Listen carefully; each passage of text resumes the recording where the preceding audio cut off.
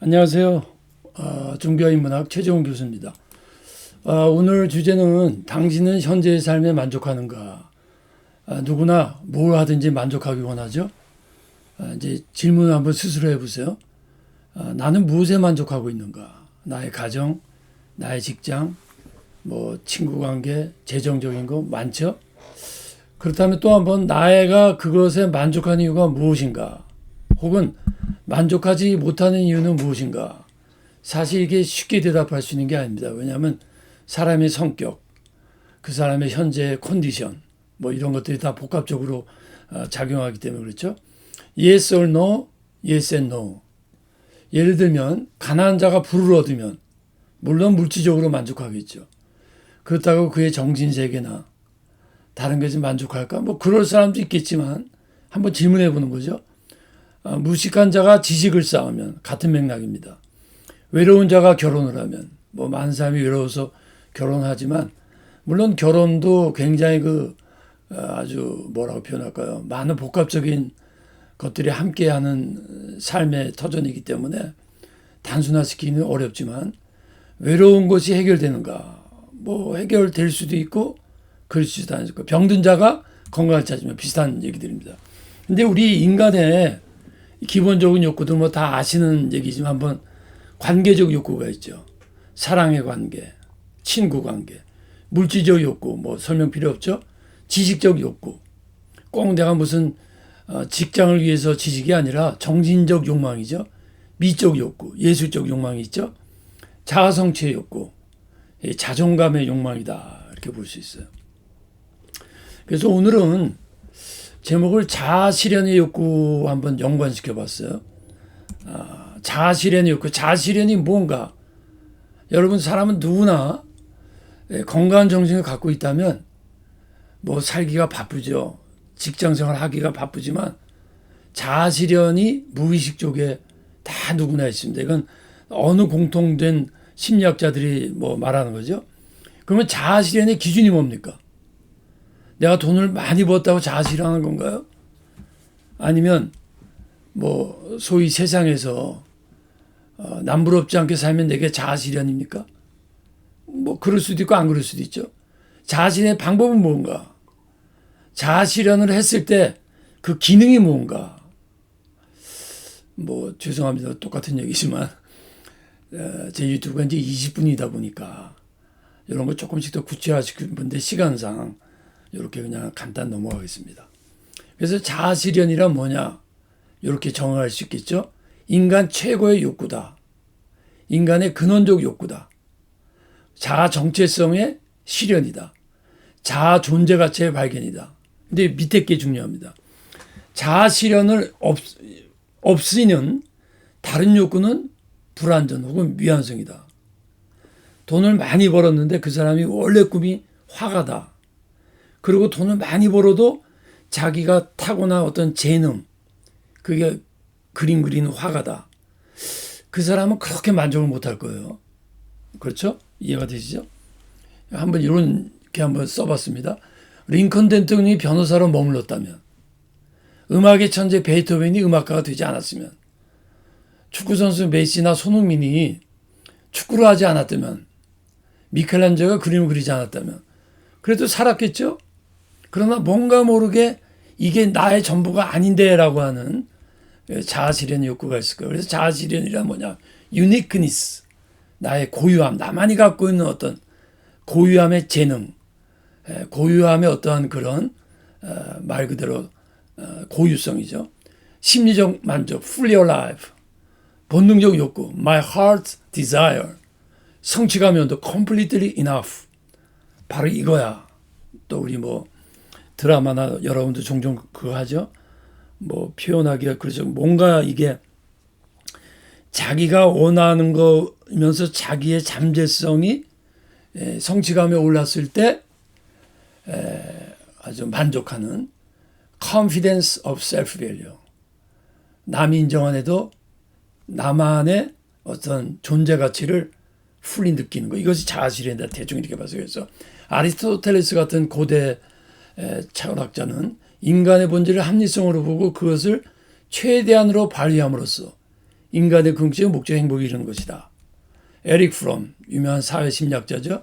인간이 자신의 잠재적 기능을 창조적으로 발휘하고 실현하는 게 굉장히 정확한 것 같아요. 더 쉽게 표현하면 나의 타고난 어떤 숨겨진 재능을 창조적으로 발휘해서 실현하는 것. 인간의 특유한 잠재적 가능성을 인간이 지닌 생산성을 가지고 실현하는 것.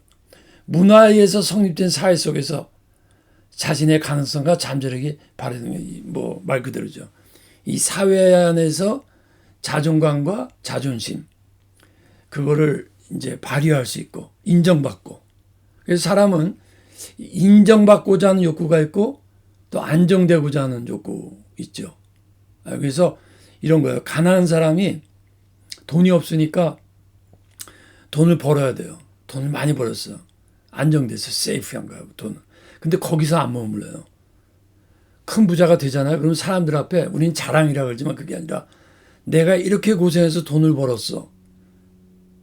그럼 다른 사람 그래 너 잘났다. 그게 아니라 그 속에는 나를 좀 인정해줘.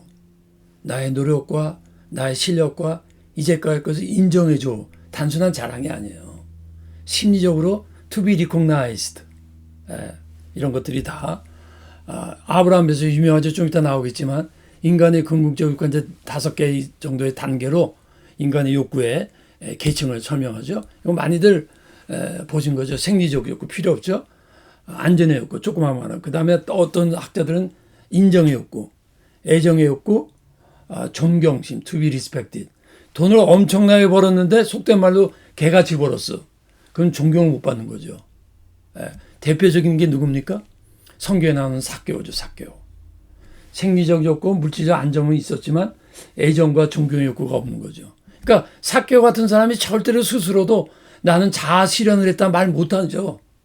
그러니까 이런 것들을 우리가 이제 상식적으로 그래서 이제 자아에 이제 종류가 있습니다. 종류라는 것은 뭐 심리학자들이 다 말하지만 우리가 가장 대표적으로 상식적으로 다 알고 있는 거 한번 여기서 우리 한번 기억하면서 이드 육체적 본능적 욕구 자아를 이렇게 세분화시킨 거예요. 세 갈래로 자아 우리가 흔히 말하는 자아는 뭐냐면 외적인 세계와 관계를 가지고 성격을 취하고 그러니까 친구 얘기하면서도 아무리 가까워도 예의를 지키고 아무리 가까워도 어떤 나의 어떤 자아의 그런 성품 잘못된 것 또 친구의 어떤 성품을 무언이지만 서로 이제 어떨 때는 견제하고 어떨 때는 조심하는 것.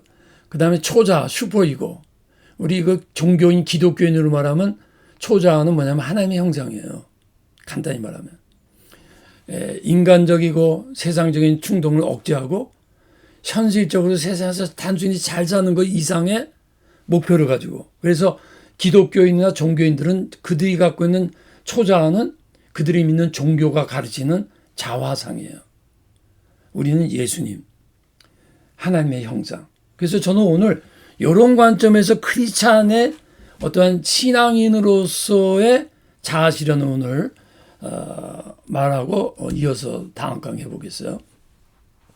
무너진 하나님의 형상 조금 이건 일반적 개념이죠. 좀 이렇게 그냥 모든 크리스찬들. 근데 조금 구체적인 거는 2번이죠. 하나님께서 각자에게 주신 게 고린도전서에 나오는 은사죠. 재능, 잠재력을 발휘함으로 각자의 사명을 성취하는 거. 저는 그거를 기독교인의 자아 실현이 아닌가.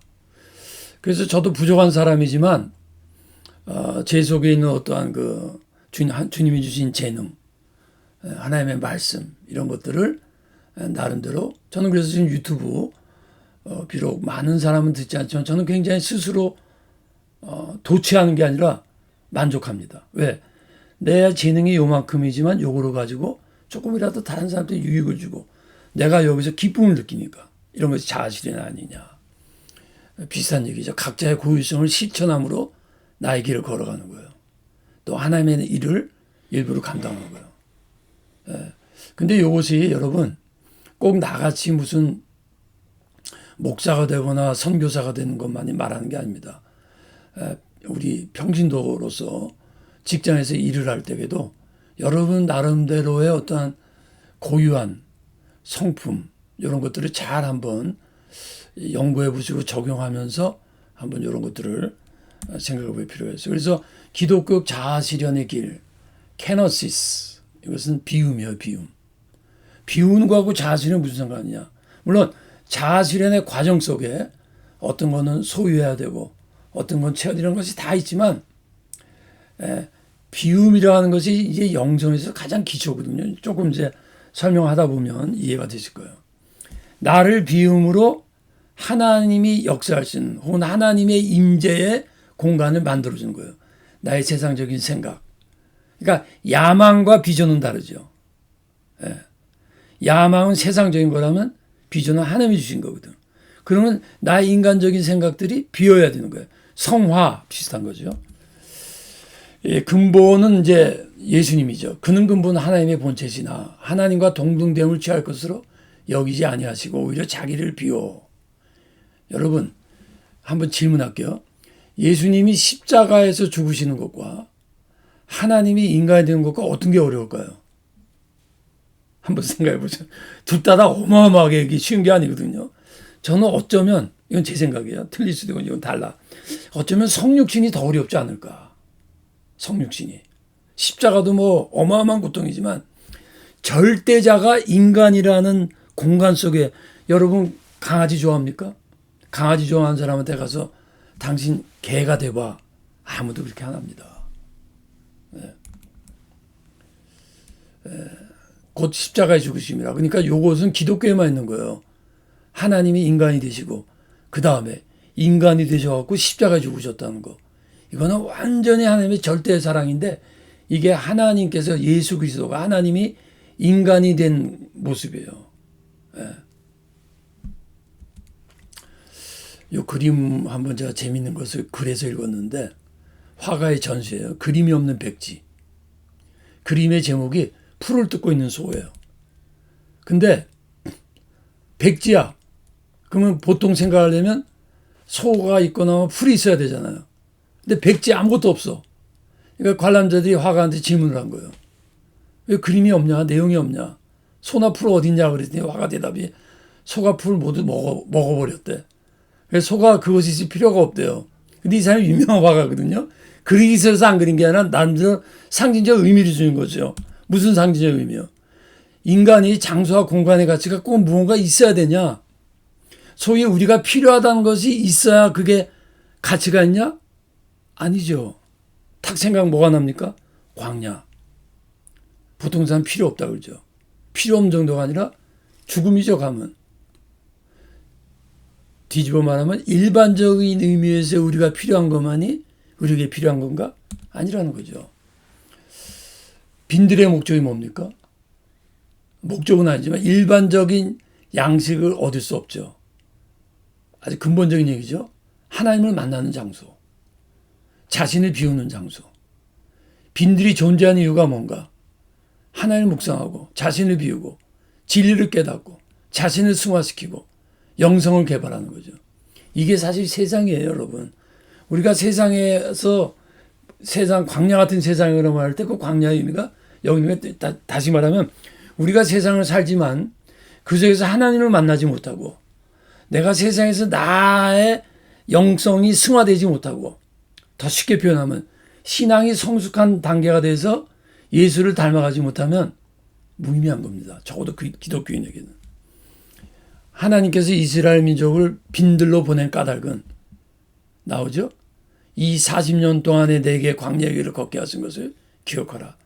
이는 너를 낮추시며 너를 시험하사 내 마음이 어떠한지 그 명령을 지키는지 지키지 않는지 알려 하십니다. 광야 안 가도 되잖아요. 아니요. 가야 돼요. 꼭 광야 가야 돼요? 꼭 가야 돼요. 네. 시간상 넘어갑니다. 사막의 존재 목적 비슷한 얘기예요. 하나님을 발견하는데 하나님을 발견함으로 모든 것의 근원을 아는 거예요. 일반적 양식이 아닌 하늘의 양식을 얻게 하는 거예요. 한마디로 everything come from nothing. 그래서 흔히 이제 종교학자들이 유일신 종교는 사막에서 나왔다는 거거든요. 소위 동남아시아에는 자연 종교, 우상은 있지만 무에서 유를 창조하는 nothing everything come from nothing. tangible, 물리적인 장소도 사막이어야 된다는 거예요. 실제로,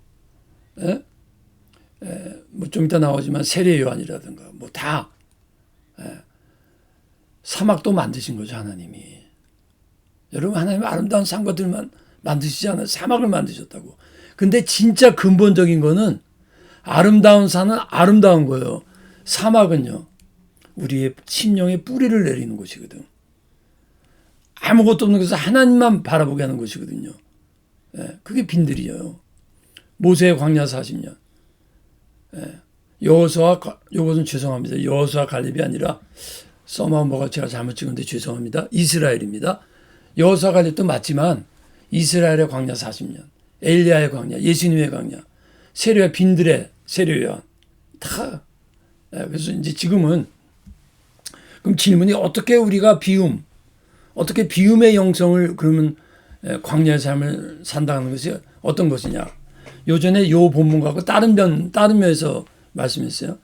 우리들이 밤이 새도록 수고하였을 때 잡은 것이 없지만은 말씀에 의지하여 내가 그물을 내리리이다. 자, 베드로의 비움의 배움이에요. 비움은 배워야 돼요, 여러분. 비움은 어느 날 되는 게 아니라 비움은 배움의 과정이 필요하다. 베드로의 빈 그물이에요. 빈 그물을 밤새 못 잡았잖아요. 베드로의 빈 그물의 의미는 뭡니까? 여러분, 밤새 못 잡을 때 무슨 생각이 있죠? 우리는 결과를 보기 때문에 이 과정을 놓쳐요. 이게 뭐냐면 우리로 말하면 실패의 과정이에요. 이게 뭐예요? 꼭 사업이나 무슨 직장만이 아니에요. 영혼의 밤이에요. 제가 이제 십자가의 성료하는 제 학위 논문인데 동양이나 서양이나 모든 영성가의 공통점은 영혼의 밤입니다. 나띵 미스의 영혼입니다. 밤이 새도록 한 마리도 못 잡는 영혼의 밤을 겪어야 돼요. 영혼의 밤이 뭐냐? 영적 성장의 과정. 그 모든 그리스도의 보편적 경험이에요, 여러분. 요거 중요한 얘기입니다. 보편적 경험입니다. 크거나 작거나 짧거나 이렇게 모든 사람이 영혼의 밤을 거쳐요. 그리고 영혼의 밤을 가르쳐야 돼. 좀 이따 나옵니다. 제가 왜 이게 중요하냐면 이전에도 잠깐 했는데 요 말 자체가 여러분이 딱 들어오기 어려워요. 근데 간단하게 말할게요. 카타페디가 뭐냐면 긍정신학이에요. 쉽게 말하면 모든 세계에 있는 교회가 주일날 설교는 거의 여기 포커스합니다. 기도하며 응답받습니다. 하나님은 살아계십니다. 하나님 우리를 사랑합니다. 여호와는 나의 목자시니 푸른 초장. 그게 긍정의 신학이요, 체험의 신학이요, 낮의 신학이요, 영혼의 낮이에요. 100% 맞습니다. 그런데 문제는 모든 교회가 거의 99%가 알파베틱 디올로지를 가르치지 않습니다. 이 말도 어떤 여러분 시청자 중에 이 단어 지금 처음 듣는 분도 있을 거예요. 부정신학은 말 그대로 나쁜 의미의 부정신학이 아니라 긍정에 반대되는 거예요. 비움의 신학이에요. 밤의 신학, 영혼의 밤이에요.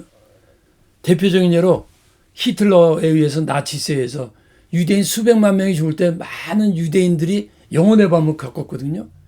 그때 많은 유대인이 하나님을 떠났어요. 그러나 하나님을 믿는 사람도 있었다고. 무슨 얘기냐? Reveal God versus Hidden God. 컴프렌시블, 이해할 수 있는 하나님. 왜 우리에게 나타내시고 계시되고 알려지고 인격적이고 기도할 때 응답이 오고 주님의 음성을 듣는 영역이에요. 히든 갓도 있다고. 대표적인 사람이 욥이에요. 욥. 숨어 계신 하나님, 알 수 없는 하나님, 인컴프렌시블 갓이라고. 그래서 이걸 유의 신학, 있을 유 한자에 마르다와 마리아, 마르다는 막 활동적이고 주님 섬기죠. 대표를 이렇게 들을 수 있는 거예요. 인격적이고 객관적, 합리적이에요.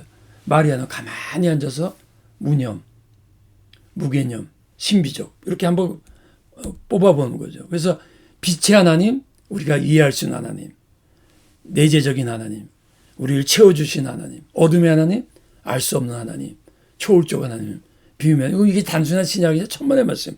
이 신학이 성경에서 나온 거예요. 예, 여기까지 하고 다음 강의로 또 이어가겠습니다. 감사합니다.